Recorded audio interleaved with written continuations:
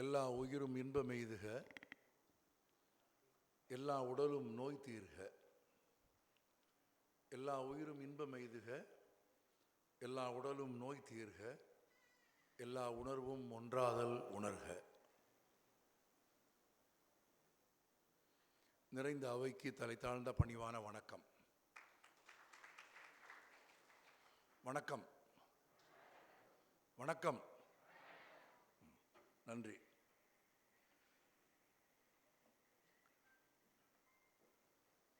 ஒரு புத்தக வெளியீட்டு விழா ஒரு கல்லூரி வளாகத்தில் நடப்பது எனக்கு தெரியதுதான் முதல் முறை. வழக்கமாக புத்தகங்களை வெளியிடுவதற்கு நாங்கள் கல்லூரி நேரங்களுக்கு பிறகான பொது இடங்களில் வேறு அரங்குகளில்தான் புத்தக வெளியீட்டு விழாக்களை நடத்தி கொண்டிருப்போம். அது ஒரு கல்லூரி வளாகத்திற்குள், கல்லூரி நேரத்திற்குள், கல்லூரியில் பயிலும் புத்தக வெளியீட்டு விழாக்களின் மேன்மையை தெரிந்து கொள்ள வேண்டிய தலைமுறையினரை திரட்டி வைத்து ஒரு புத்தகத்தை வெளியிடும் இந்த விழாவிற்கு இந்த விதத்தில் வடிவமைத்த எல்லோரையும் நான் பாராட்டுகிறேன். முதலில் இந்த கல்லூரி நிர்வாகத்திற்கு மதிப்பிற்குரிய திரு ராமலிங்கம் அவர்களுக்கு என் நெஞ்சம் நிறைந்த வாழ்த்துக்களை தெரிவித்துக் கொள்கிறேன். உங்களை பார்வையாளர்களாக அவர் தேர்வு செய்ததை நான் பாராட்டுகிறேன். அதனினும் முக்கியமாக நான் அமர்ந்ததிலிருந்து பார்த்து கொண்டுதான் இருக்கிறேன். ஒவ்வொருவர் பேசுவதையும் நீங்கள் கேட்பதையும், எங்கே எப்படி எதிர்வினை ஆற்ற வேண்டுமோ அந்த இடத்தில் முறையாக எதிர்வினை ஆற்றிக் கொண்டிருக்கிற, அசலாகவே நிகழ்ச்சியில் பங்கெடுத்து கொண்டிருக்கிற ஒரு தலைமுறை மாணவர்களை சந்தித்த மகிழ்ச்சியில் நான் இருக்கிறேன். உங்களுக்கு என் நெஞ்சம் நிறைந்த வாழ்த்துக்கள். நிகழ்ச்சி தாமதமாக தொடங்குவதற்கு நான் தான் காரணமாக இருந்தேன். 30 நிமிடங்கள் தாமதமாக வந்தேன். மன்னிப்பு கேட்டுக்கொள்கிறேன். தாமதத்திற்கு எந்த காரணமும் இல்லை, உடல் நலம் இல்லை. என்னை அழைத்து வருவதற்கான, கோவையிலிருந்து அழைத்து வருவதற்கான வாகனம் கூட காலை 7 மணிக்கே வந்து விட்டது. அந்த நேரத்திற்கு புறப்பட்டிருந்தால் நான் 9:30 மணிக்கு இந்த வளாகத்திற்குள் வந்திருக்க வேண்டும். நான் அப்படித்தான் வருவேன், அதுதான் எனக்கு பழக்கம். ஆனால் என்னால் காய்ச்சல், கடுமையான தொண்டை புண், உடல்நலமில்லை, உடம்பெல்லாம் வலி வேற. எனவே நிகழ்ச்சிக்கு போகலாமா வேண்டாமா என்று தடுமாறுகிற அளவுக்கு உடல்நலம் இல்லாமல் இருந்தேன். ஆனால் நான் வாசித்த புத்தகத்திற்காக, அந்த புத்தகம் எனக்கு தந்த செய்திக்காக கொஞ்சம் உடம்பு முன்ன பின்ன இழுத்து கொண்டாலும் இந்த நிகழ்ச்சிக்கு போக வேண்டும் என்று தீர்மானித்து தாமதமாக புறப்பட்டு வந்தேன். தாமதமாக புறப்பட்டதற்கு நான் மனப்பூர்வமாக மன்னிப்பு கேட்டுக்கொள்கிறேன். ஆனால் தாமதத்திற்கு என்ன காரணம் இருந்தாலும் அவைகளையெல்லாம் தாண்டி இந்த விழாவிற்கு வந்துவிட வேண்டும் என்று என்னை தீர்மானிக்க வைத்தது இந்த புத்தகம். கொஞ்சம் எதிர்மறையான புத்தகமாக இருந்தால், இந்த புத்தகத்தில் எதிர்மறையான விஷயங்கள் எனக்கு இருந்திருந்தால், நான் 100% நேர்மையாக உங்களுக்கு சொல்கிறேன், ஒரு புத்தகத்தை வாசிக்காமல் அந்த புத்தகத்தின் வெளியீட்டு விழாவிற்கு நான் தேதியே கொடுப்பதில்லை. வாசித்த பிறகுதான் தேதி கொடுக்கிறேன். அரங்கில் அமர்ந்ததற்கு பிறகுதான் கேட்டேன். அப்புவிடத்தில் உங்களுக்கு என்ன வயது என்று கேட்டேன். 54 என்றார். 54 வயதில் ஒரு மனிதன் தன் முதல் நாவலை தமிழுக்கு தந்திருக்கிறான். என் முதல் சிறுகதையை நான் எழுதுகிற போது எனக்கு 52 வயது. என் 52 வயதில் நான் எழுதிய சிறுகதைக்கு பிறகு என் தொகுப்பு 5 மாநில விருதுகளை பெற்றது. 3 பல்கலைக்கழகங்களில் பாடப்புத்தகமாக இருக்கிறது. 8 பதிப்புகளை கடந்திருக்கிறது அந்த தொகுப்பு. ஒரே புத்தகம் என்னை எழுத்தாளன் ஆக்கிவிட்டது. ஒரே புத்தகம்தான், அப்பத்தா என்று தலைப்பதற்கு. அதுபோல அடையாளம் அப்புவை எழுத்தாளன் ஆக்கிவிட்டது. ஏனும் நான் ஒரு புத்தகத்தை பாராட்டுகிறேன் என்பதை உங்களுக்கு, இந்த தலைமுறைக்காரர்களுக்கு, யாருடைய கவனத்தையும் சிதைக்க செய்யக்கூடிய திரைப்படம் சார்ந்த, நான் சினிமாக்காரன் தான், நான் திரைப்படத்துறையில் தான் பணியாற்றி கொண்டிருக்கிறேன். இப்போதும் கூட ஒரு பெரிய படத்திற்கான வேலை செய்து கொண்டிருக்கிறேன். வேலை நடக்கிறது. தேசிய விருது பெற்ற 2 படங்களுக்கு நான் பணியாற்றி இருக்கிறேன். தமிழ் சினிமாவின் மாபெரும் அடையாளம் என்று மதிக்க தகுந்த இயக்குனர் இமயம் பாரதி ராஜாவோடு இணை இயக்குனராக 3 திரைப்படங்களில் பணியாற்றி இருக்கிறேன். எனது ஆவணப்படங்களை வெளியிடுவதற்கு தமிழ் சினிமாவின் எல்லா ஆளுமைகளும் வந்திருக்கிறார்கள். கமலஹாசன், பாரதி ராஜா, பாலுமகேந்திரா என்று தமிழ் சினிமாவில் யாரெல்லாம் பிரம்மாண்டமோ, யாரெல்லாம் உயரமோ அவர்களெல்லாம் என்னுடைய நிகழ்ச்சிகளுக்கு வந்திருக்கிறார்கள். நான் சினிமாக்காரன் தான். ஆனாலும் நான் சொல்கிறேன், ஒரு தலைமுறையை, இந்த தலைமுறையில் பெரும்பான்மையானவர்களை வாசிப்பிற்கு கொண்டு போகாமல், நல்ல பாதைக்கு கொண்டு போகாமல் திசை திருக்கும் சினிமாக்கள் அதிகமாகிவிட்ட ஒரு காலத்தில் தான், திசை திருப்பும் சினிமாக்கள் அதிகமாகிவிட்ட காலத்திலே தான், ஒரு தலைமுறையின் கவனத்தை சிதைக்கும் சினிமாக்கள் பெருகிவிட்ட ஒரு காலத்திலே தான் சினிமாவை மீண்டும் நிலைநிறுத்தி விட வேண்டும் என்றுதான் நாங்கள் சினிமாவுக்குள் இருக்கிறோம். அதையெல்லாம் கூட்டி கணக்கு வைத்து பார்த்தால் நான் இந்த புத்தகத்தை பாராட்டுவதற்கு பல காரணங்களை சொல்லுவேன். முதல் காரணம் வாசிக்கிறவனின் மனதிற்குள் காமத்தை தூண்டுகிற ஒரு வரி கூட இல்லாத ஒரு படைப்பு இந்த புத்தகம். அடையாளம் புத்தகத்தை வீட்டில் தைரியமாக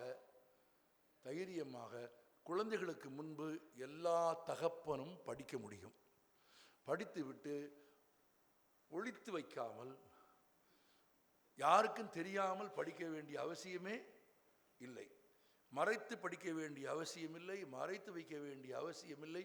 கையில் கம்பீரமாக ஒரு சொல் கூட ஆபாசம் இல்லாத ஒரு புத்தகத்தை, ஒரு நாவலை, ஒரு வாழ்க்கையை எழுதியதற்காக நான் அப்புவை முதலில் பாராட்டுகிறேன். ஏன் இதை சொல்கிறேன் என்றால், தமிழில் புகழ்பெற்ற எழுத்தாளர்களின் சில படைப்புகளை கூட குழந்தைகளின் கண்ணில் இருந்து ஒழித்து வைக்க வேண்டிய கட்டாயம் தமிழ்நாட்டில் இருக்கிறது. ஆனால் அப்புவின் புத்தகத்தை எந்த குழந்தையின் கண்ணிலும் ஒழித்து வைக்காமல் வீட்டில் வைக்கலாம், குழந்தைகள் படிக்கலாம். மறைத்து ரகசியமாக படிக்க வேண்டிய அவசியமில்லாத புத்தகம் என்பது ஒன்று போதும் எனக்கு அதை பாராட்டுவதற்கு. ஆமாம். இரண்டாவது, பெரிய சொல் அலங்காரங்கள் எல்லாம், இலக்கிய வேலைப்பாடுகள் எல்லாம் இந்த புத்தகத்தில் கிடையாது. ஒருவேளை 2, 3, 4வது புத்தகங்களுக்கு போகிற போது தொடர் வாசிப்பின் விளைவாக தன் படைப்பின் எழுத்தின் தன்மையை மாற்றிக்கொள்ளுகிற ஒரு லாகவம் அல்லது படத்தின் தன்மையை, எழுத்தை மாற்றிக்கொள்ளுகிற ஒரு வகைமை எதிர்காலத்தில் அப்புவுக்கு வரலாம். அது வேறு. அது தொடர்ந்து எழுதுகிற போது கிடைக்கிற பயிற்சியில் வருவது. ஆனால் இந்த புத்தகத்தை பொறுத்தவரையில் வியக்கத்தக்க முறையில் முழுக்க வட்டார வழக்கிலேயே எழுதியதால் தமிழில் எழுதப்பட்டிருக்கும் வட்டார இலக்கிய படைப்புகளில் போற்றுதலுக்குரிய பல படைப்புகளில் ஒன்றாக இந்த படைப்பு இருக்கிறது. வட்டார இலக்கிய படைப்புகளை வாசிப்பது எளிதானது அல்ல. நான் கொங்கு மண்ணில் சேர்ந்தவன் அல்ல. நான் பிறந்தது மதுரையில். ஆமாம். ஆனால் என்னால் எந்த வட்டார வழக்கு நாவலையும் படிக்க முடியும். ஏனென்றால் எனக்கு தமிழ்நாட்டில் இருக்கிற எல்லா வட்டார வழக்குகளையும் படித்து தெரிந்து கொள்ள வேண்டும் என்ற ஆசை இருக்கிறது. தமிழ் மொழியின் மீது காதல் இருக்கிறது. எனவே திருநெல்வேலியிலே ஏலேயும், ஆமாம், கொங்கு நாட்டின் ஏனுங்கவும், என்ன திருவாரூர் தஞ்சாவூரின் ஏம்லேயும், சென்னையின் என்னாமே என்பதும் எல்லாம் எந்தெந்த பகுதியில் என்ன சொல் ஆடல் கையாளப்படுகிறது என்பதை தமிழகம் முழுவதும் பயணித்தவன் என்கிற முறையில் வட்டார வழக்கு இலக்கியங்கள் மொழிக்கு பெருமை சேர்க்கும் என்பதை அறிந்தவன் என்கிற முறையில் வட்டார மொழி நடையிலேயே இந்த படைப்பு முழுவதையும் எழுதியதற்காக அப்பு பாராட்டுதலுக்கு உரியவர். இந்த படைப்பில் நான் அறிந்து உணர்ந்து உங்களுக்கு சொல்ல வேண்டும் என்று விரும்புகிற பகுதிகள்: 1, இதில் ஆபாசம் இல்லை. 2, இது வட்டார மொழி இலக்கியமாக எழுதப்பட்டிருக்கிறது. இந்த மண்ணிலேயே இருக்கும் பழமொழிகளை கூட அவர் பயன்படுத்தி இருக்கிறார். ஆமாம். மாசி குளிரில் மரமும் நடுங்கும் என்பது எங்கள் பக்கத்து பழமொழி, சொலவடை. ஆனால் தை மாசத்து பனியில் தலை நடுங்கும் என்பது இந்த பக்கத்து பழமொழி போல இருக்கிறது. இந்த பக்கத்தில் வழக்கத்தில் புழக்கத்தில் இருக்கிற சொலவடைகளையும் பழமொழிகளையும் கூட நாவலில் பயன்படுத்தியிருக்கிறார். நாவலில் பேசுகிற ஒரே விஷயம் ரொம்ப எளிமையான ஒரு நேர்கோட்டில் எழுதப்பட்ட நாவல். இந்த நாவலுக்கு எழுதிய முன்னுரையில் மதிப்பிற்குரிய அருமை நண்பர் திரு ஏகாக்கா சுப்பிரமணியம் அவர்கள் எழுதியது மாதிரி திடீர் திருப்பங்கள், ஆமாம், திடீர் திருப்பங்கள், சஸ்பென்ஸ் என்றெல்லாம் எந்த சிரமத்தையும் இல்லை, எந்த விதமான விளையாட்டையும் அவர் செய்யவில்லை. ஒரு நேர்கோட்டில் ஒரு படைப்பு எழுதப்பட்டிருக்கிறது. இன்னும் சொல்ல போனால் நுட்பமான முறையில் அது எப்படி தொடங்குகிறது என்றால், நாவல் தொடங்குகிற போதே பிரிவினையோடு தொடங்குகிறது. ஆமாம், நீண்ட காலமாக ஒன்றாக சேர்ந்து உழைத்து கூட்டு குடும்பமாக வாழ்ந்த ஒரு குடும்பத்தில் ஒரு அண்ணன் தம்பியை அழைத்து கிடைக்கும் வருமானத்தையும் லாபத்தையும் தான் பெருமளவு சம்பாதித்துக் கொள்ள வேண்டும் என்று பேராசைப்படுகிற அண்ணன் தம்பியை, நாளிலிருந்து தனியாக கணக்கு வச்சுக்கலாம், சொத்தை பிரிச்சிடுறேன், உனக்கு என்ன வேணும் எடுத்துக்கோ, எதை வேணாலும் கேட்டு வாங்கிக்கோ என்று பிரித்து விடுகிறார். குடும்பத்திற்கு சொந்தமான ஆலைக்குள்ளேயே பணியாற்றி பழக்கப்பட்ட தம்பி, வெளி உலகம் பற்றிய எந்த விதமான பரிச்சயம் இல்லாத தம்பியை ஒரு அண்ணன் தூக்கி தண்ணீரில் இருந்து, நன்றாக நான் சொல்ற வார்த்தையை கவனித்துக் கொள்ளுங்கள், தண்ணீரில் இருந்து ஒரு மீனை தூக்கி தரையில் போடுவது மாதிரி. அதான் அவன் அழுகிறான். அவன் இரவு வீட்டுக்கு போய் ஏன் அழுகிறான்னா, தண்ணீரில் இருந்து ஒரு மீனை தூக்கி தரையில் போடுவது மாதிரி அதுவரையில் ஆலைக்குள், வீட்டுக்குள், குடும்பத்திற்குள் உழைத்து கொண்டே இருந்த ஒருவனை தூக்கி கொஞ்சம் காசை கையில் கொடுத்து போ நீ பொழைச்சிக்கோ என்று விரட்டுகிற போது, தண்ணீரில் இருந்து தரையில் தூக்கி எறியப்பட்ட மீன் போல அவன் துடித்த போது அவன் மனைவி சொல்கிறாள், என்னப்போ பிழைக்க முடியாதா? காட்டு வேலை செஞ்சு பொழைப்போம், வீட்டு வேலை செஞ்சு பொழைப்போம், 2 பிள்ளைங்க தானே, கஞ்சி ஊத்துறதுக்கு முடியாதா, என்னத்துக்கு என்று ஒரு வாழ்க்கை துணை தற்காத்து தற்கொண்டான் பேணி தகை சார்ந்த சொற்கார்த்து சோர்விழாள் பெண் என்று வள்ளுவன் சொன்னது மாதிரி சின்னச்சாமிக்கு கிடைத்த பெரிய வரம் அவன் மனைவி. அவள் ஒரு ஆறுதலும் உறுதியும் கொடுக்கிறாள். ஒன்றும் இல்லை, ஏதோ பூச்சி விழுந்திருக்கு, அதானே, அது சாப்பிடுது உங்கள் லைட்டு. ஆமாம் நண்பர்களே, உங்கள் குடும்பத்தில் இந்த நாவலில் வரும் பெண் உங்கள் அம்மாவாக இருப்பார். உங்கள் தந்தைக்கு உங்கள் குடும்பத்தில் தொழில் செய்கிற போது ஒரு பிரச்சனை வருகிற போது, தந்தை தவிர்த்து நிற்கிற போது துணை நிற்கிற ஒரு தாய் கூட இருந்தால், தடுமாறாமல் ஒரு தகப்பன் முன்னேறி போனால் அந்த குடும்பம் எப்படி தழைக்கும் என்பதற்கான அடையாளம் இந்த புத்தகம். என்ன அடையாளம் என்று பார்த்தால், எப்படி கூட்டி கட்டித்து பார்த்தாலும் என் கண்களுக்கு அடையாளம் என்று தெரிவது இந்த நாவலில் அடையாளம் என்பது உழைப்பு தவிர வேறொன்றும் இல்லை. உழைப்பு தான் அடையாளம். குடும்பம் நடத்துகிற தேங்காய் எண்ணெய் தயாரிக்கிற அந்த சிறிய ஆலைக்குள் வருகிற தேங்காய்களை உடைத்து பருப்பை காய வைக்க வேண்டும், திறந்த வெளியில் காய வைக்க வேண்டும். நான் இன்னும் சொல்ல போனால், தேங்காய் எண்ணெய் எப்படி தயாரிப்பது என்று ஒரு புத்தகம் எழுத சொன்னால் இதை வைத்துக்கொண்டு எழுதிவிடலாம் என்கிற அளவிற்கு அந்த தொழில் ரகசியம் முழுவதையும் எழுதிவிட்டார். ஆமாம், அதே மாதிரி நிலம் வாங்கி விற்பனை செய்ய வேண்டும் என்றால் எப்படி நிலம் வாங்க வேண்டும், எங்கே வாங்கக்கூடாது என்கிற விவரங்களையும் கூட அப்பு ரொம்ப அழகாக எழுதியிருக்கிறார். தேங்காய்களை காய வைக்க வேண்டும். உலர வைத்துக் கொண்டிருக்கிற தேங்காய்கள் உலர்ந்து கொண்டிருக்கிற போது மழை பெய்தால் மழையில் இருந்து அதை காப்பாற்ற வேண்டும். அவர் எழுதுகிறது மாதிரி உண்மை. ஏறக்குறைய ஒரு பரந்த வெளி முழுவதிலும் காய்ந்து கிடக்கிற தேங்காயினுடைய பருப்புகளை மழை தொட்ட துவங்கிய கணத்தில் கூட்டி சேர்த்து ஈரம் விடாமல் எடுத்து கட்டி பத்திரப்படுத்துவது எளிதான காரியம் இல்லை. அதுவும் 100 கிலோ எடையுள்ள ஒரு மூட்டை பருப்பை தோளில் சுமந்து கொண்டு போய் மழைப்படாமல் நிற்கு அந்த ஆலைக்குள் வைப்பது பெரிய காரியம் இல்லை. நீங்கள் நன்றாக ஒன்றை கவனித்துக் கொள்ளுங்கள். வாழ்க்கையில் மிகப்பெரிய வெற்றியாளர்கள் திட்டமிட்டு வேலை செய்தவர்கள். சின்னசாமியின் வெற்றிக்கு என்ன காரணம் தெரியுமா உங்களுக்கு? அவன் உழைப்பான் என்பது மட்டுமில்லை, அவன் உழைப்பில் ஒரு அழகு இருந்தது என்று அவர் எழுதுகிறார். வெறும் தேங்காய் மூட்டையை கொண்டு போய் அடுக்கினாலும், பருப்பு இருக்கிற தேங்காய் மூடைகளை 70-80 மூடைகளை அடுக்கினாலும் பக்குவமாக அந்த மூடைகளை இருத்தி வைக்காவிட்டால் அது ஏதேனும் ஒரு புறம் சாய்ந்து அல்லது அது எதன் மீதாவது சாய்ந்து விழுந்து பெரும் சேதத்தை உண்டாக்கிவிட முடியும். எனவே வெறும் 100 கிலோ எடையுள்ள தேங்காய் மூட்டைகளை அடுக்கிற போது கூட ஒரு அழகோடு அடுக்குகிற வேலை அவனுக்கு இருந்தது என்று நீங்கள் எழுதினீர்கள் பாருங்கள். அதுதான் இந்த நாவலின் அடையாளம், உழைப்புதான். புதிதாக தொழில் ஆரம்பிக்க வேண்டும் என்று முடிவெடுத்த உடனேயே என்ன தொழில் ஆரம்பிக்கலாம் என்று ஜோசியக்காரனை பார்க்க போவதற்கு சின்னசாமி கிளம்பிய உடனேயே அதை முதலில் தடுத்து, உன் மீது நம்பிக்கை இல்லாமல் இன்னொருவனை பார்ப்பதற்கு ஏன் கேட்கிறாய் என்று கேட்கிற பொண்டாட்டி தான் இந்த மண்ணின் அடையாளம். ஆமா, இதெல்லாம் நாம கற்றுக்கொள்ள வேண்டிய பாடம். நானே பார்த்துருக்கேன், சென்னையில் ஹைகோர்ட் வாசல்ல இந்த கிளி ஜோசியக்காரன் உட்காந்துருப்பான்.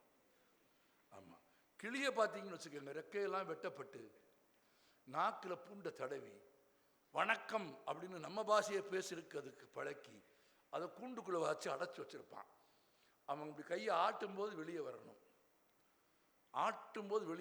வெளியே வந்த உடனே வணக்கம் சொல்லணும். அவன் சொன்ன உடனே வணக்கம் சொல்லணும். சொன்ன உடனே இங்கே ஒருத்தன் உட்காந்துருப்பான். யாரு? அடிமைப்பட்டு கிடக்கிற கிளி இடத்தில், எதிர்காலமே இல்லாமல் சிறைப்பட்டு விட்ட கிளி இடத்தில், எதிர்காலமே இல்லாமல் ரோட்டில் அமர்ந்து ஜோசியம் பார்த்துக்கிட்ட போய் ஏன் எதிர்காலம் என்னாகும்னு கேட்கிற ஒருத்தன் உட்காந்துருப்பான். இதை விட பெரிய நகைச்சுவை எதுவுமே கிடையாது. பார்த்துக்கங்க, இந்த அப்படியே நோண்டுருவான். அவன் தட்டின பிறகு கிளி வெளியே வரும். எத்தனை செட்டு ஜோசியக்காரன் வச்சிருப்பாங்க யாருக்காவது தெரியுமா? எங்களுக்கு தெரியும். ஆமாம், எத்தனை சீட்டு வச்சிருப்பான்னு எங்களுக்கு தெரியும். யாருக்கு என்ன சீட்டு எடுப்பான்னு எங்களுக்கு தெரியும். ஏன்னா அவன் கை அசைவில் தான் அது சீட்டு எடுக்கும். சீட்டு எடுக்கிறதுக்குள்ள அவன் 2-3 வார்த்தை பேசுவான். அவன் பேசின 2-3 வார்த்தைக்கு இவன் சொல்ற பதில வச்சு ராமன் காட்டுக்கு போற சீட்டு எடுக்கணுமா, ராம அரசனாகிற சீட்டு எடுக்கணுமான்னு அவன் முடிவு பண்ணிட்டு இவன் சாப்பிட்டீங்களா, போட்டேன், எந்த ஊர், இங்கே பக்கத்தில் அப்படின்னா சரி, இவன் பெரிய துக்கத்தில் இருக்கான் அப்படின்ட்டு ராமன் காட்டுக்கு போகிற சீட்டை எடுக்க சொல்லி, ராமன் காட்டுக்கு போகிற சீட்டு நம்பர் வரும்போது கிளிக்கு விரல் அப்படி ஒரு சமைக்க காட்டுவான். யாரு? ஜோசியக்காரன். கிளி உங்கள் பேரை கேட்டு என்ன உங்கள் முகத்தை பார்த்து உங்கள் எதிர்காலத்தை சொல்லிவிட வேண்டும் என்கிற எந்த அறிவும் கிளிக்கு கிடையாது. அவன் விரல் அப்படி ஒரு சொடக்கு போடுவான். அந்த சொடக்கு போடுறதை நீங்கள் கவனிக்கவே முடியாது. அந்த சொடக்கு போடும்போது அந்த சீட்டை எடுக்கும். எடுத்து ஐயா உங்களுக்கு துக்கம் வந்துருச்சு, ஆமாம் ஐயா உங்களுக்கு குடும்பத்தில் நிம்மதி இல்லை, எல்லாத்தையும் விட்டுட்டு காட்டுக்கு போகிறது ராமர் தான் வந்திருக்காரு அப்படின்னு ஒன்று இவன் உட்காந்துருக்கு. எப்படி இவ்வளோ கரெக்டாக சொல்லிடுச்சு கிளி அப்படின்னா, நீயே சொல்லிட்ட 5 நிமிஷத்துக்கு முன்னால் நீயே உன் துக்கத்தை நீ சாப்பிட்டியா, பேரை கேட்டப்போ நீ பேரை சொல்கிறப்பவே என்ன சொல்லியிருக்க, பேர் என்ன, சின்னசாமி. பேரை சொல்லும்போதே உனக்கு துக்கம், ஊரை சொல்லும்போது துக்கம், சாப்பிட்டியான்னு கேட்டால் துக்கம். உன் துக்கத்தையும் உன் முகத்தையும் உன் தோற்றத்தையும் வச்சு உனக்கு என்ன சீட்டுன்னு அவன் முடிவு பண்ணிடுவான். சின்னசாமிக்கு அப்படி தான் வருது. தொழில் ஆரம்பிக்க முன்னால் சென்னிமலைக்கு போய் சீட்டு எடுத்து பார்த்துருவோம், ஜோசியக்காரனை பார்த்துருவோம் அப்படின்னு கேட்டப்ப மனைவி மரகதம் சொல்கிறா, உண்மையில நம்பிக்கை இல்லையா, எதுக்கு போகிற, எவனையும் பார்க்காத, கிடைக்கிற காசை எடுத்துகிட்டு போய் செட்டியாரை பார்த்து காசை வாங்கி தொழில் ஆரம்பித்து வேலையை செய்கிறத பாரதுக்கிறத விட்டுட்டு ஜோசியக்காரனை பார்க்க போறியே என்று மூட நம்பிக்கைக்கு பின்னால் போகிற கணவனை திசை திருப்பி உழைப்பின் பக்கம் திருப்பிய மனைவி இந்த நூலின் அடையாளம். ஆமாம், அப்படி பெண்கள் தான் இந்த சமூகத்திற்கு தேவை. ஒரு குறள் எனக்கு ரொம்ப பிடிக்கும், உங்களுக்கு எல்லாருக்கும் தெரிஞ்சிருக்கும். ஆமாம், கடவுள் வாழ்த்து எழுதிய வள்ளுவர் எழுதுகிறார், கடவுள் அவர் ஒன்றும் நாத்திகர் இல்லை, திருவள்ளுவர் ஒன்றும் கருப்பு சட்டை போட்டவர் அல்ல. ஆமாம், திருவள்ளுவருக்கு ஆளாளுக்கு சட்டை போட்டு பார்க்க நினைக்கிறான். ஆமாம், அவர் சட்டையே போட்டுக்கல. அவர் வாழ்ந்த காலத்தில் அவர் எப்படி இருப்பார்னு யாருக்கும் தெரியாது. அவர் கருப்பு சட்டைக்காரரும் இல்லை, காவி சட்டைக்காரரும் இல்லை, அதெல்லாம் எதுவுமே கிடையாது. அவன் பெரிய மாபெரும் அறிஞன், மாபெரும் அறிஞன். அவன் என்ன சொல்கிறான்? கடவுள் வாழ்த்து பாடிட்டான். கடவுள் வாழ்த்து பாடினவனே என்ன பாடினான்? தெய்வத்தால் ஆகாதனும் எது முயற்சி தன்மை வருத்த கூலி தரும் எழுதினான்னா, ஒரு 2 வரியில வள்ளுவன் உலகின் எல்லா தெய்வங்களையும் புரட்டி கீழே போட்டான். எது உயர்ந்ததுன்ட்டான்? உழைப்பு தான் உயர்ந்தது, தெய்வத்தான் ஆகாதுன்ட்டான். கடவுளால் முடியாதுன்னு சொன்னா நீங்க நம்புவீங்களா? எல்லாம் சாமி தான் பார்த்துக்குது, எல்லாம் சாமி தான் கொடுக்குது நம்ம சொல்றோம். ஆமா, வள்ளுவன் சொன்னான். கடவுள் வாழ்த்து எழுதிய வள்ளுவனே சொன்னான், தெய்வத்தால் கொடுக்க முடியாத ஒன்றையும் எது கொடுக்கும்? உழைப்பு கொடுக்கும். தண்ணீரில் கிடந்த மீனை தரையில் தூக்கி போட்டது போல குடும்ப தொழிலில் இருந்தவனை, எந்த அனுபவமும் இல்லாத ஒருவனை சொந்த சகோதரனே தூக்கி வீதியில் எரிந்த போது ஒரு சின்னசாமி தன் உழைப்பால், முழுக்க முழுக்க உழைப்பால் எப்படி உயர்ந்து முன்னேறினான் என்பதன் அடையாளமே இந்த புத்தகம். நாம் உழைப்பின் சிறப்பைத்தான் இந்த புத்தகம் பேசுகிறது. இந்த புத்தகத்தில் எழுத்து பிழைகள் கொஞ்சம் இருக்கிறது, சின்ன சின்ன 1-2 பிழைகள் இருக்கிறது.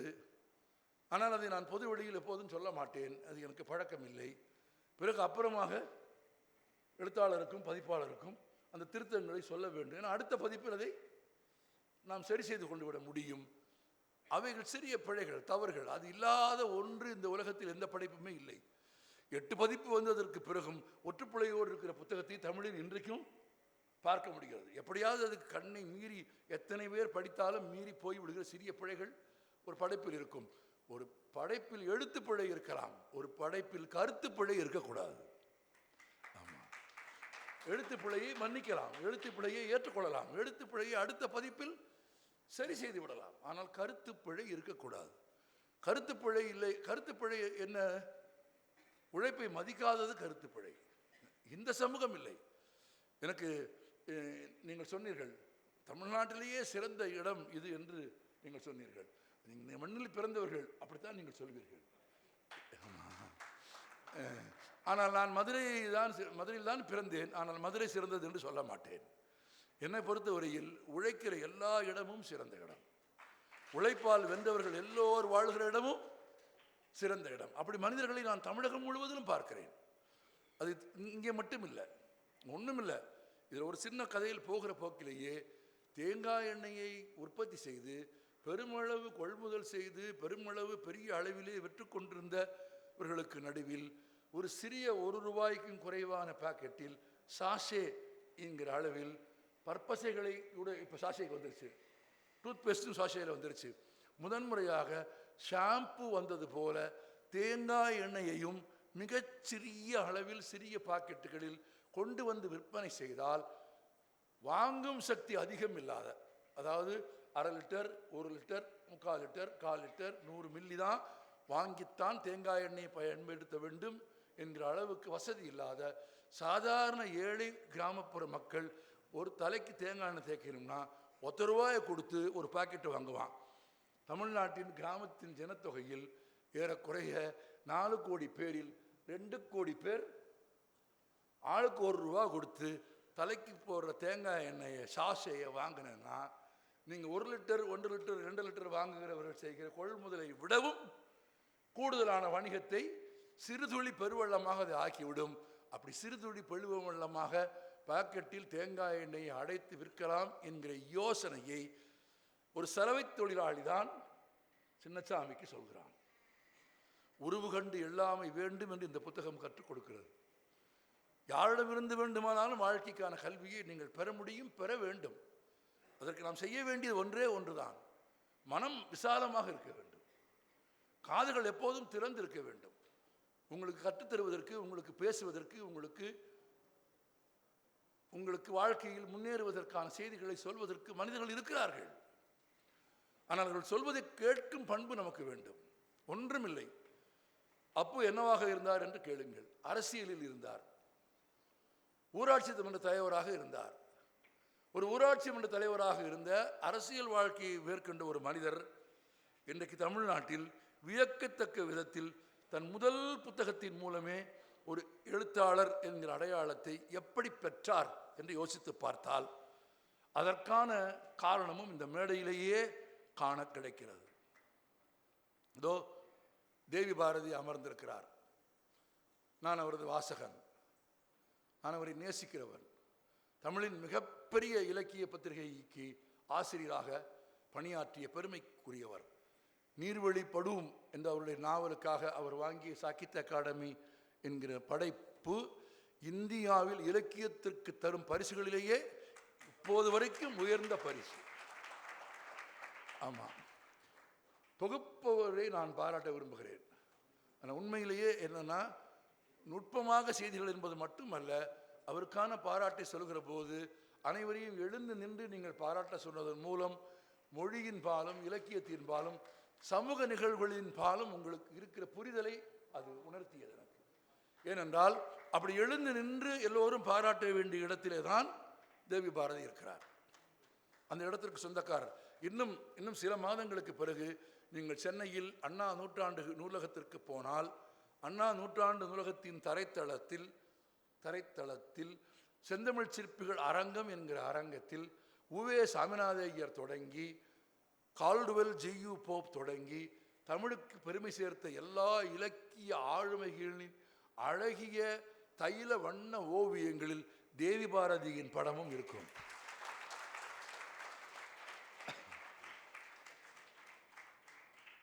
அவ்வளவு அற்புதமான உயர்ந்த எழுத்துக்கு சொந்தக்காரர். அவரும் இவரும் நண்பர்கள். நட்பு யாரோடு நட்பாக இருக்க வேண்டும் என்பதை தெரிந்து கொள்ளுங்கள். இந்த புத்தகம் வெறுமனே ஒரு வெளியீட்டு விழாவாக பார்க்காதீர்கள். யாரோடு பயணம் செய்ய வேண்டும் என்று தீர்மானித்துக் கொள்ளுங்கள். கிராமப்புறங்களில் சாதாரணமாக சொல்வார்கள், கன்றோடு சேர்ந்த கன்று பால் அருந்தும், கன்றல்லாத வேறொரு விலங்கோடு சேர்ந்த விலங்கு பால் அருந்தாது, அது மலந்தின்ன போய்விடும். யாரோடு நட்பாக இருக்க வேண்டும், எதை தேர்வு செய்ய வேண்டும்? ஒன்றுமில்லை. தேவி பாரதியோடு இருந்த நட்பு, தேவி பாரதியோடு இருந்த பழக்கம் அப்புவை படிக்க வைக்கிறது. தொடர்ந்து படிக்கிறார், தொடர்ந்து படித்தவர், தொடர்ந்து வாசிக்கிற ஒருவர் ஆழமாக வாசித்தால் வாசிப்பின் தொடர்ச்சியில் அவர் எழுத்தாளராக உயர்வார் என்பதற்கு தமிழில் எழுத வந்த எல்லோரும் சாட்சி.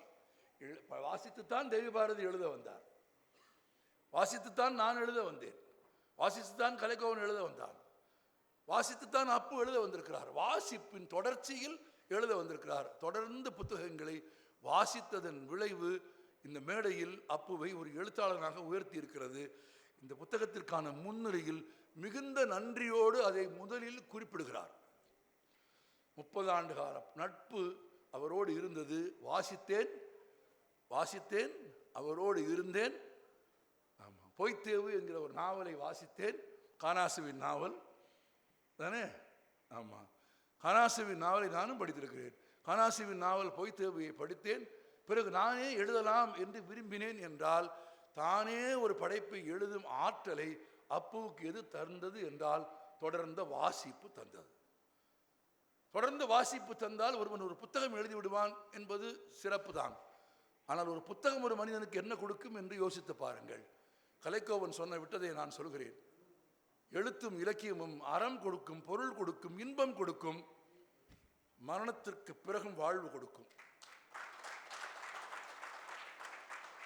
அதற்கு பெயர் வீடு. வீடு என்றால் சொர்க்கம் அல்ல. வீடு என்றால் ஊர்வசி ரம்பையோடு பாட்டு பாடி நடனமாடி மது அருந்துவது அல்ல. வீடு என்பது மரணத்திற்கு பிறகும் வாழ்வது. ஆம், இன்னொரு 50 ஆண்டுகளுக்கு பிறகு, இன்னும் சில ஆண்டுகளுக்கு பிறகு நான் இல்லாமல் போவேன். இந்த அரங்கத்தில் படைப்புகளை எழுதி எல்லோரும் இல்லாமல் போவார்கள். ஆனால் அப்புவின் படைப்பு இருக்கும், தேவி பாரதியின் படைப்பு இருக்கும், பாரதி கிருஷ்ணகுமாரின் படைப்பு இருக்கும். நாங்கள் இல்லாத உலகத்தில் நாங்கள் எழுதிய எழுத்து இருக்கும் என்பது அதுதான் அடையாளம். நான் இன்னும் கூர்மையாக உங்களுக்கு சொல்கிறேன். 2000 ஆண்டுகளுக்கு முன்பு தமிழ்நாட்டில் வாழ்ந்த அரசனின் பெயர் என்ன? எந்த அரசனின் பெயர் இருக்கிறது? 2000 ஆண்டுகளுக்கு முன்பு வாழ்ந்த வள்ளுவனின் பெயர் இருக்கிறதா? இருக்கிறது. நான் இன்னொரு கேள்வி கேட்கிறேன். உங்கள் வீட்டில், உங்கள் குடும்பத்தில், உங்கள் கிராமத்தில், உங்கள் சொந்த வீட்டில் 150 ஆண்டுகளுக்கு முன்பு வாழ்ந்த முப்பாட்டன் பெயர் என்ன? அவன் எப்படி இருந்தான்?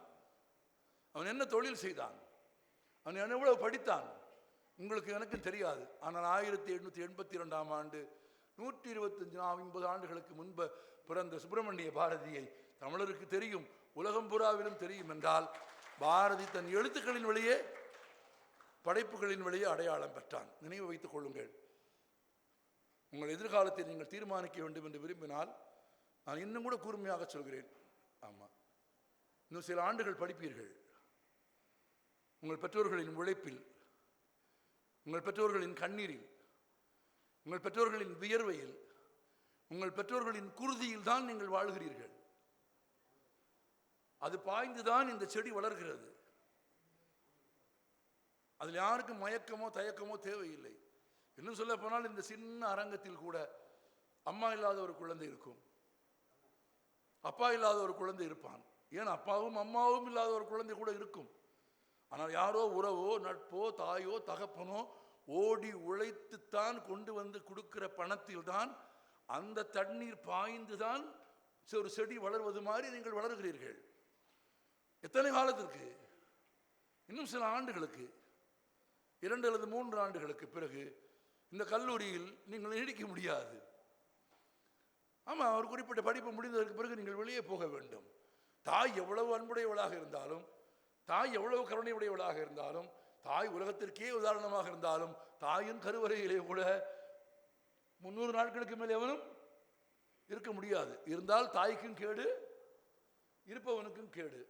சில ஆண்டுகளுக்கு பிறகு நீங்கள் வீதிகளுக்கு போய்விடுவீர்கள். You'll be in the roads. You'll be facing a challenge. வாழ்க்கை எங்கே தொடங்குவது, எங்கே வேலைக்கு போவது, என்ன சம்பளத்திற்கு போவது, ஆணாக இருந்தால் எப்படி ஒரு திருமணம் செய்து கொள்வது, பெண்ணாக இருந்தால் யாரை தேர்வு செய்வது, மன வாழ்க்கையை, இல்லற வாழ்க்கையை, வேலை சார்ந்த ஒரு பொது வாழ்க்கையை எப்படி தொடங்குவது என்கிற கேள்வி உங்கள் முன்னே மிக பிரம்மாண்டமாக நிற்கும். எழுதி வைத்துக் கொள்ளுங்கள். இன்றைக்கு கொஞ்சிக் கொண்டிருக்கிறவன், இன்றைக்கு விளையாடி கொண்டிருக்கிறவன், இன்றைக்கு நண்பனாக இருக்கிறவன், இன்றைக்கு தோழனாக இருக்கிறவன், அன்றைக்கு நீங்கள் எல்லாவற்றையும் இழந்து விட்டு தனி ஆளாக நிற்கிற போது பார்க்காமல் கடந்து போவான் என்கிற கசப்பான உண்மையை மறந்து விடாதீர்கள். இன்னும் நேர்மையாக சொல்கிறேன், இன்னும் சில ஆண்டுகளுக்கு பிறகு நீங்கள் சாப்பிடுகிற சோறுக்கும், நீங்களே சாப்பிட போகிற சோறுக்கும், உங்கள் உணவுக்கும், உங்கள் உடைக்கும், உங்கள் இருப்பிடத்திற்கும் இன்னொருவர் வீட்டு வாசலில் போய், அது தகப்பனாக இருந்தாலும் தாயாக இருந்தாலும், இன்னொரு இடத்திலே போய் மடிப்பிச்சை ஏந்தி கையேந்தி பிழைக்கிற ஒரு வாழ்க்கையை வாழாமல் சுயமரியாதை உள்ள ஒரு வாழ்க்கையை வாழ வேண்டும் என்று விரும்பினால், அந்த சுயமரியாதையை நீங்கள் கற்றுக்கொள்ள வேண்டும் என்று விரும்பினால், அதுதான் உங்கள் அடையாளம் என்று நீங்கள் எதிர்காலத்தில் தீர்மானித்தால், சின்னசாமி இந்த கதையில் இருக்கிறான். நன்றி.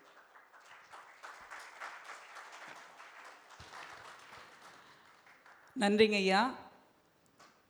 ஆகச்சிறந்த ஒரு உரை. ஐயா சொன்னதை போல தொல்காப்பியர் கூற்று தான் ஞாபகத்துக்கு வருது. வள்ளுவர் சொன்னார், தெய்வத்தால் ஆகாதெனினும் முயற்சி தன்மை வருத்த கூலி தரும் என்று. அதுபோல தொல்காப்பியர் கூறியது, வழிபடு தெய்வம் நிற்புறங்காப்ப, நம்மை புறங்காப்பதாக, நம்முடைய முயற்சி தான் முதல்ல வரணும் அப்படிங்கிறது. அதை இந்த காங்கேயத்தின் வழி அடையாளப்படுத்தியவர். ஒரு செய்தி சொல்ல தவறிவிட்டேன், திரும்ப வந்து சொல்லலாம். இவ்வளவு சிறந்த படைப்பை, உழைப்பை முன்னிலைப்படுத்தி உழைப்பையே அடையாளமாக்கிய ஒரு படைப்பை எழுதியது மட்டும் அப்புவின் சிறப்பு இல்லை. தன் புத்தகத்தை வெளியிடுவது சம்பந்தமாக அவரும் தம்பி ஆதியும் என்னை வந்து ஒரு நிகழ்ச்சியில் சந்தித்தார்கள். எங்கே? திருப்பூர் புத்தக திருவிழாவில் வந்து சந்தித்தார்கள். அன்றைக்கு நான் அவரை பார்த்தபோது ஒரு எழுத்தாளருக்கான எந்த அடையாளமுமே இல்லை. ஆமாம், ஒரு அரசியல்வாதி தான். அந்த உடுப்பு யூனிஃபார்ம்லாம் பார்த்தா, ஆனால் அப்புறம் தான் விசாரித்தேன், அரசியல்வாதி தான் தெரிஞ்சது. ஒரு அரசியல்வாதி தான், புத்தகம் எழுதிருக்கிறார். ஆதி எனக்கு ரொம்ப நெருக்கமான தம்பி. ஆதி சொன்னால் அது சரியாக இருக்கும், அப்படித்தானே? இப்போ சார் சொன்னால் நான் போயிடுவேன்ல, அப்படித்தானே? ஒன்றுமே இல்லை, இந்த புத்தகத்தை எழுதி கொண்டு போய் இவர் யார்கிட்ட கொடுத்துருக்காரு தெரியுமா? முதல்ல அவர்கிட்ட கொடுத்துருக்காரு, வக்கீல்கிட்ட, பாலராஜ் சார்கிட்ட. இதுதான் நட்பு. அவர் படித்து பார்த்துட்டு நல்லா இருக்கு, இதை புஸ்தகமாக கொண்டு வந்துரு, கொஞ்சம் திருத்தம் பண்ணிரு அப்படின்னு வழிகாட்டியிருக்காரு. இந்த மரியாதையும் மதிப்பும் இன்னைக்கு ஒரு மனுஷனுக்கு கிடைச்சிருக்கு. வேற தப்பான ஆள்கிட்ட கொடுத்துருந்தா உனக்கு எதுக்கு இதெல்லாம், அதெல்லாம் உன் ஃப்ரெண்டு தேவி பாரதி, அதுக்கு 10 பேர் இருப்பாங்க, அவங்க எழுதிக்குவாங்க, நீ எலெக்ஷனை பாரு, கலெக்ஷனை பாரு அப்படின்னு படுகொலியில் தள்ளி விட்டுருவாங்க. ஆமாம், ஒரு நண்பன் தேர்வு தான், நீங்கள் யாரை செலக்ட் பண்ணுறீங்கிறது தான். நான் எழுதுவதற்கான அவர் தேர்ந்தெடுத்த களம் பாராட்டுதலுக்குரியது, எழுதுவதற்கான பயிற்சிக்கான நட்புக்கான களம் பாராட்டுதலுக்குரியது, என்னிடத்தில் அறிமுகப்படுத்துவதற்கு அவர் அழைத்து கொண்டு வந்த மனிதனின் தேர்வு சிறப்பான தேர்வு. ஆமாம், ஒன்றும் இல்லை, இந்த விழாவுக்கு நான் வருவேனா இல்லையான்னு அவர் கூட கூப்பிட்டு கேட்கல, வந்துருங்க அப்படின்னு நிப்பாட்டிட்டாரு. இவன் ஒரு 70 தடவை ஃபோன் பண்ணியிருப்பான்.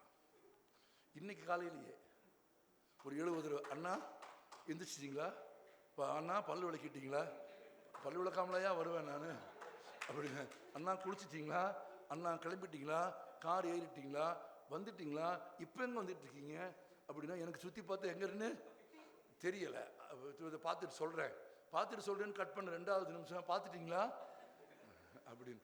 அப்படி ஒரு நட்பு, அப்படி ஒரு நண்பன். இது எல்லாத்தோட எனக்கு இன்னும் ரொம்ப மகிழ்ச்சியான விஷயம், அது எழுதணும்னு குறித்து வச்சேன், நான் மறந்துட்டேன்.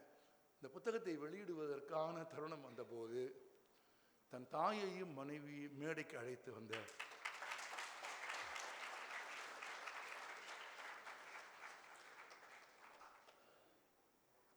அதான் அடையாளம், இந்த சமூகத்தின் அடையாளம் அதுதான். நீங்களும் நினைவில் வைத்துக் கொள்ளுங்கள்.